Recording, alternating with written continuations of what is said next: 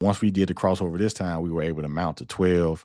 And so this is a longer trade from like $80 all the way up to like $114. And you come back down again, and we were able to play. We were able to have Dollar General on our radar again because we're getting these inverse arcs to let us know that institutions are entering into the stock. And so we know that they're entering into the stock really early compared to the rest of the market. And the reason why I say that is because the way I coded this lime green line and this red line, we depend on, so most traders depend on these green zones on the chart because these green zones let you know when the billionaires or these people that these hedge funds have bought the stock.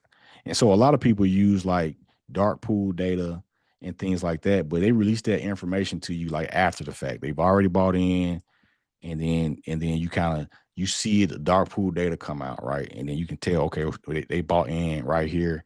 They had this many orders. But see, you see how this order block is here now. If I go into replay mode, the reason that the WTMA or the Wolff Trend Moving Average is special is because watch the line cross itself over. And so we're gonna let the candles cross.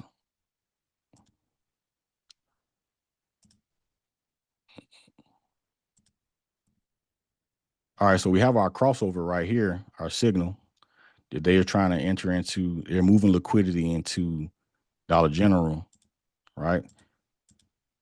Let's let this candle close. And so we're on the second week right here. Just the third week, right?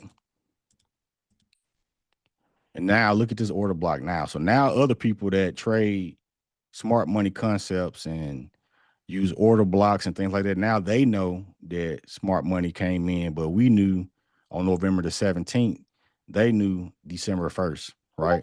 So from a weekly time frame to be able to see this crossover and then average into a stock and saying, okay, smart money, we get the signal, what's this, 2 weeks ahead of time, and we know that they've already got into Dollar General. You understand what I'm saying? So same thing down here. Or if I go down to this order block, so a lot of people play the retest. They play when these order blocks appear, they wait for, all these weeks to pass by and they buy in here. Right. So but with the WTMA reading liquidity in the market live. So I can pull back to this one right here.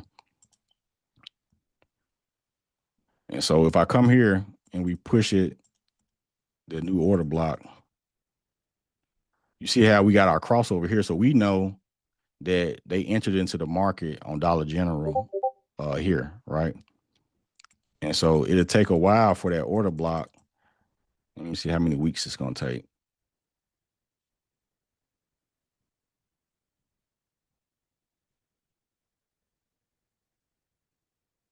All right, so now we know that they've entered into Dollar General.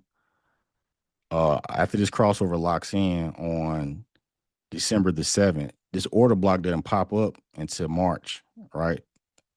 And so this is many, many, many weeks after the fact that they've come into this stock that we finally get this change of character and this order block pops up.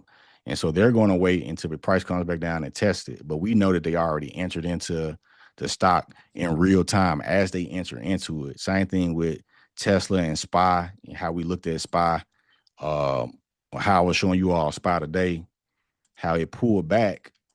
Let's go back to SPY. So that we have these arcs. Well, I named it an arc because of the shape of it, like an arc, right? Mathematically. So, for example, if SPY comes down, say the market does crash, if SPY comes down, this arc up here, if it comes down and it breaks through this level down here, what you will see eventually on the chart is a red rectangle is going to pop up right here representing a bearish order block, right? So that's what you will see eventually. Like we had those red zones on our chart. Eventually, if the price keeps going down and it breaks under this structure right here, it's going to leave a little red zone up there. But we already know that, saying they started selling back, when it was at 688. And I already confirmed that they started taking profit out of the S&P 500 way back here.